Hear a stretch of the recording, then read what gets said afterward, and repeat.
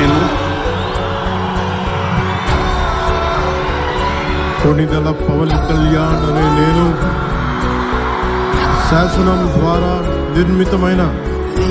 భారత రాజ్యాంగం పట్ల నిజమైన విశ్వాసం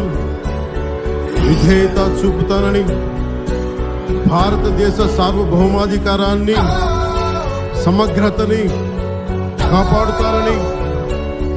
ఆంధ్రప్రదేశ్ రాష్ట్ర మంత్రిగా నా కర్తవ్యాలను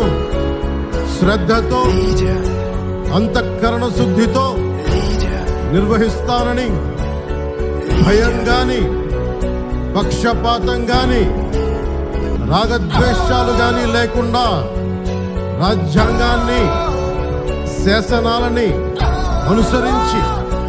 ప్రజలందరికీ న్యాయం చేకూరుస్తానని దైవ సాక్షిగా